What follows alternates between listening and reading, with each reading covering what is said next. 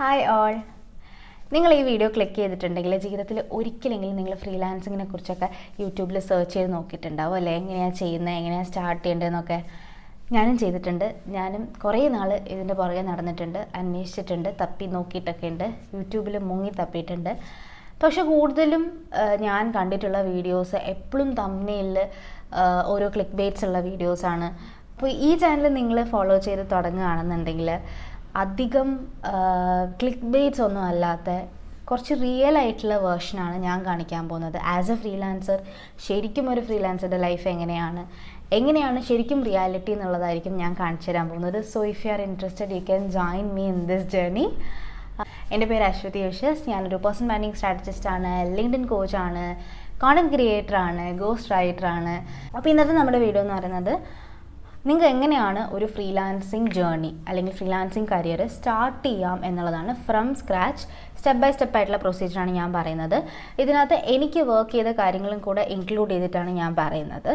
നമ്മളിപ്പോൾ നോർമലി ഒരു marketing agency അല്ലെങ്കിൽ ഒരു അഡ്വർടൈസിങ് കമ്പനി അല്ലെങ്കിൽ ഒരു ഇപ്പോൾ web development company, software development company, ഇങ്ങനെയുള്ള കമ്പനീസിലൊക്കെ വർക്ക് ചെയ്യുമ്പോൾ നമ്മളവിടെ ഓരോ ക്ലയൻസിന് വേണ്ടിയിട്ടാണ് വർക്ക് ചെയ്യുന്നത്.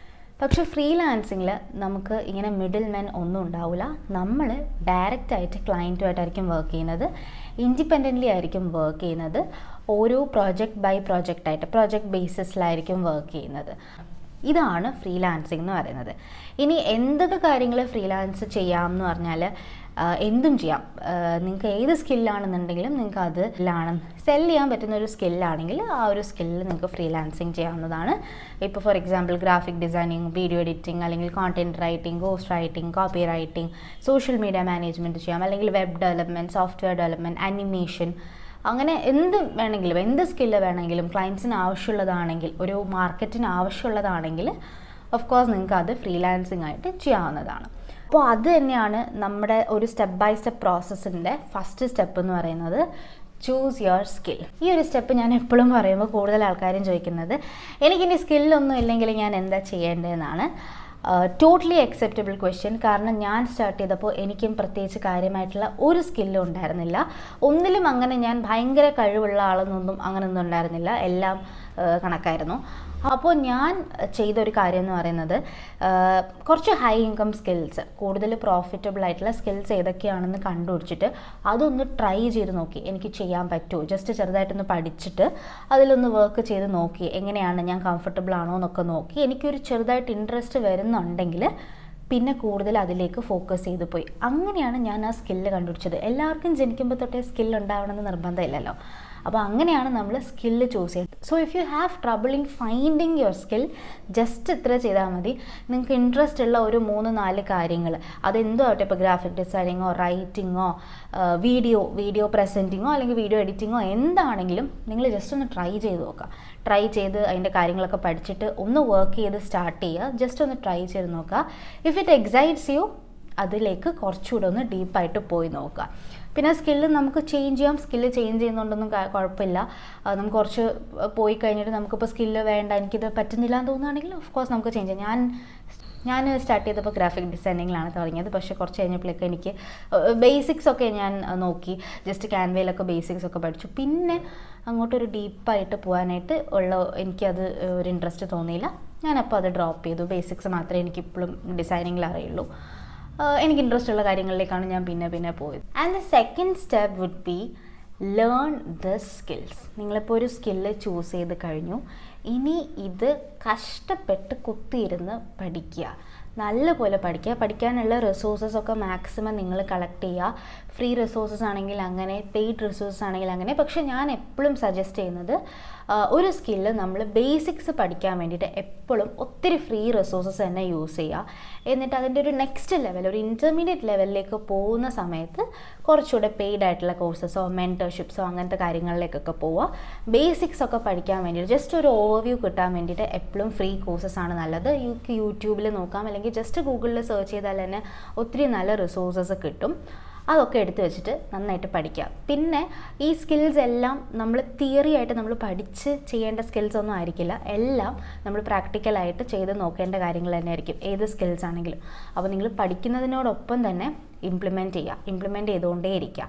പിന്നെ ഈ ഒരു സ്റ്റെപ്പ് പഠിക്കുക എന്നുള്ള സ്റ്റെപ്പ് ശരിക്കും ജസ്റ്റ് ഒരു സെക്കൻഡ് സ്റ്റെപ്പ് മാത്രമല്ല, എപ്പോഴും ലൈഫ് ലോങ് ഇത് നിങ്ങൾ എത്ര നാൾ ഈ ഒരു കരിയർ കണ്ടിന്യൂ ചെയ്യുന്നോ അത്രയും നാളും ഈ ഒരു സ്റ്റെപ്പ് എന്തായാലും ഉണ്ടാവും. എപ്പോഴും ഇങ്ങനെ അപ്സ്കിൽ ചെയ്തുകൊണ്ടേ ഇരിക്കണം. നമ്മൾ ചെയ്യുന്ന ഒരു കാര്യം എന്ന് പറയുന്നത്, നമ്മളിപ്പോൾ ഈ ചൂസ് ചെയ്ത ഒരു ഏരിയ എന്ന് പറയുന്നത്, ഇത് ചെയ്യുന്ന കുറേ ആൾക്കാരുണ്ട്. അപ്പോൾ എല്ലാവരുടെ അടുത്തു നിന്നും നമ്മളൊന്ന് സ്റ്റാൻഡ് ഔട്ട് ചെയ്ത് നിൽക്കണമെങ്കിൽ നമുക്ക് അതിനകത്ത് അത്യാവശ്യം നല്ലൊരു എക്സ്പെർട്ടൈസ് ഉണ്ടാവണം, നല്ലൊരു എക്സ്പീരിയൻസ് ഉണ്ടാവണം, അതിനകത്ത് നല്ലൊരു നോളജ് ഉണ്ടാവണം, നമുക്ക് കാര്യം അറിയാതിരിക്കണം, പണി അറിയാവണം.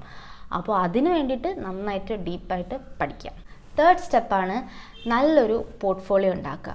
സോ പോർട്ട്ഫോളിയോ എന്ന് പറഞ്ഞാൽ വേറെ ഒന്നുമല്ല, it can be just as simple as A PDF അല്ലെങ്കിൽ ഒരു ക്യാൻവ ഡോക്യുമെൻറ്റ്, എന്താണേലും മതി. വലിയ വെബ്സൈറ്റും കാര്യങ്ങളും ഒന്നും അതിൻ്റെ ആവശ്യമില്ല.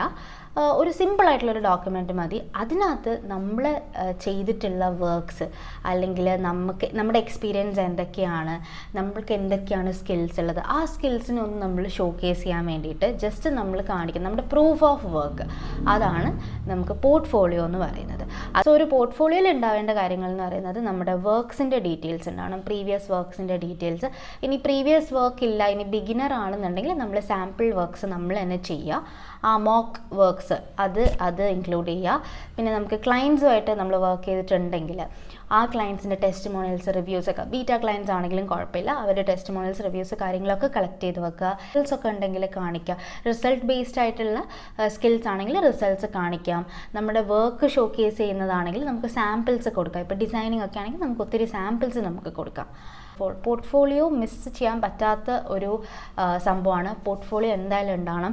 നിങ്ങൾ പിന്നീട് ഔട്ട്റീച്ച് ചെയ്യാനാണെങ്കിലും, നമുക്കിപ്പോൾ ഇൻബൗണ്ട് ആയിട്ടൊരു ലീഡ് വരികയാണെങ്കിലും നമുക്ക് ആളെ കാണിക്കാൻ, നമ്മുടെ പ്രോസ്പെക്റ്റിനെ കാണിക്കാൻ വേണ്ടിയിട്ട് നമുക്കൊരു പോർട്ട്ഫോളിയോ എപ്പോഴും നല്ലതാണ്. എപ്പോഴും നമുക്കൊരു ബൂസ്റ്റാണ് നമ്മുടെ പോർട്ട്ഫോളിയോ. നമ്മുടെ portfolio should speak for us എന്നാണ്. And the fourth step would be setting your rates. ഇത് സത്യം പറഞ്ഞാൽ ആരും ആദ്യം ചെയ്യുന്നൊരു കാര്യമല്ല. എല്ലാവരും കുറേ കഴിഞ്ഞിട്ടൊരു പകുതി ആവുമ്പോൾ ആലോചിച്ച് തുടങ്ങുന്ന കാര്യമാണ്. But that is wrong. ആദ്യമേ പ്രൈസസ് സെറ്റ് ചെയ്യണം എന്ന് ഞാൻ പറയില്ല. ആദ്യമേ പ്രൈസസ് ഒന്ന് അറിഞ്ഞെങ്കിലും വെക്കുക. പ്രൈസസ് അറിയാനായിട്ട് നമുക്ക് ചെയ്യാൻ പറ്റുന്ന കാര്യങ്ങൾ എന്ന് പറയുന്നത് നന്നായിട്ട് മാർക്കറ്റ് റിസർച്ച് ചെയ്യുക. നമ്മൾ കൊടുക്കാൻ ഉദ്ദേശിക്കുന്ന സ്കിൽ അല്ലെങ്കിൽ നമ്മൾ കൊടുക്കാൻ ഉദ്ദേശിക്കുന്ന സർവീസ്, ഈ സർവീസസിന് പുറത്തുള്ളവർ അല്ലെങ്കിൽ ബാക്കി നമ്മുടെ ഫെലോ ഫ്രീലാൻസേഴ്സ് എത്രയാണ് ചാർജ് ചെയ്യുന്നത്, അവരെങ്ങനെയാണ് ചാർജ് ചെയ്യുന്നത്, എന്തൊക്കെയാണ് ഡെലിവറബിൾസ്, എന്തൊക്കെയാണ് സർവീസസ്, ഈ കാര്യങ്ങളൊക്കെ നന്നായിട്ടൊന്ന് നോക്കി വയ്ക്കാം. ഇതനുസരിച്ച് പിന്നെ ചാർജസ് എന്തായാലും മാറും, എക്സ്പെർട്ടൈസ് അനുസരിച്ച് മാറും, എക്സ്പീരിയൻസ് അനുസരിച്ച് മാറും, സ്കിൽ അനുസരിച്ചൊക്കെ മാറും. എന്നാലും ജനറലി എങ്ങനെയാണ് കാര്യങ്ങൾ എന്നൊക്കെയുള്ളത് ഒന്ന് അന്വേഷിച്ച് വെക്കുക. എന്നിട്ട് നിങ്ങൾ തന്നെ നിങ്ങളുടെ ഒരു ബേസിക് ആയിട്ടൊന്ന് സെറ്റ് ചെയ്ത് വെക്കുന്നത് എപ്പോഴും നല്ലതായിരിക്കും.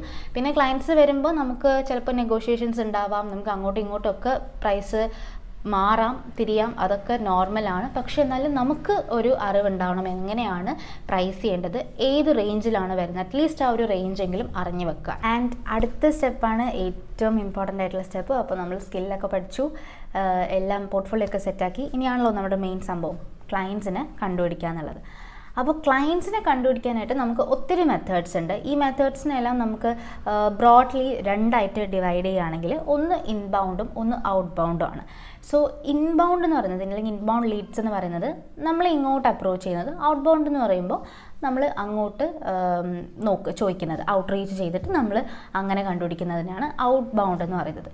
സോ ഇൻബൗണ്ട് ചെയ്യാനായിട്ട് നമുക്ക് ചെയ്യാൻ പറ്റുന്ന കാര്യം എന്ന് പറയുന്നത് ഒന്നുകിൽ കോണ്ടന്റ് ക്രിയേഷൻ നമ്മൾ സ്റ്റാർട്ട് ചെയ്യുക, നമ്മുടെ വർക്ക്സ് നമ്മൾ ഷോക്കേസ് ചെയ്യുക.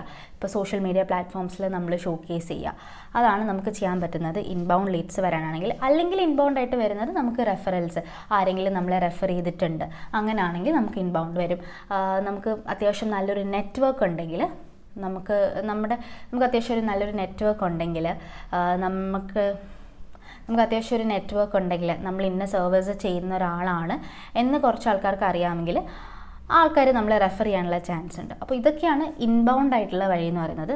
ഔട്ട് ബൗണ്ട് എന്ന് പറയുമ്പോൾ നമുക്ക് ക്ലയൻസിനെ നമ്മൾ പ്രോസ്പെക്ട്സിനെ കണ്ടുപിടിച്ചിട്ട് നമ്മൾ അവർക്ക് കോൾഡ് ഡി എം അല്ലെങ്കിൽ കോൾഡ് ഇമെയിൽ, ഇതൊക്കെ കോൾഡ് ഇമെയിൽ എന്ന് പറഞ്ഞൊന്നുമില്ല, നമ്മൾ ജസ്റ്റ് നമ്മുടെ സർവീസസും കാര്യങ്ങളൊക്കെ നമ്മൾ ഒന്ന് പിച്ച് ചെയ്യുന്നതിനെയാണ് നമ്മൾ കോൾഡ് ഡി എം എന്ന് പറയുന്നത്. നമുക്ക് ജസ്റ്റ് മുന്നേ ഒന്നും പരിചയമൊന്നും ഇല്ലാണ്ട് നമ്മൾ ഫസ്റ്റ് ടൈം നമ്മളിങ്ങനെ സംസാരിച്ച് അവരോട് ഇങ്ങനെ ഒരു സർവീസ് ഉണ്ട് എന്നുള്ളത് അങ്ങനെ അപ്രോച്ച് ചെയ്യുന്നതിനെയാണ് കോൾഡ് ഡി എം അല്ലെങ്കിൽ കോൾഡ് ഇമെയിൽസ് എന്ന് പറയുന്നത്. ഇതാണ് ഔട്ട് ബൗണ്ട് സ്ട്രാറ്റജി എന്ന് പറയുന്നത്. രണ്ടിനും അതിൻ്റെതായിട്ടുള്ളൊരു ബുദ്ധിമുട്ടുകളുണ്ട്, പക്ഷെ നമ്മൾ രണ്ടും ഒരു ബാലൻസ്ഡ് ആയിട്ടുള്ള ഒരു രീതിയിൽ പോകുന്നതായിരിക്കും നല്ലത്. ഇത്രയും കാര്യങ്ങളാണ് സ്റ്റെപ്പ് ബൈ സ്റ്റെപ്പായിട്ട് ബേസിക് ആയിട്ട് എന്തായാലും ചെയ്യേണ്ട കാര്യങ്ങൾ.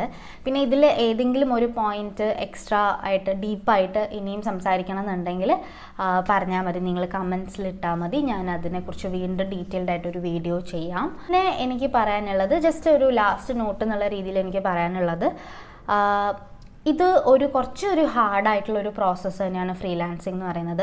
നമ്മളിപ്പോൾ പെട്ടെന്നൊരു ദിവസം തൊട്ട് നാളെ തൊട്ട് എനിക്ക് ഫ്രീലാൻസിങ് ചെയ്യാം, എനിക്കിഷ്ടം പോലെ പൈസ കിട്ടും, അങ്ങനെ വിചാരിച്ച് നടക്കുന്ന കാര്യമല്ല. ഇത് കുറച്ച് സ്ലോ ആൻഡ് സ്റ്റഡി ആയിട്ട് ചെയ്യേണ്ട ഒരു പ്രോസസ്സാണ്.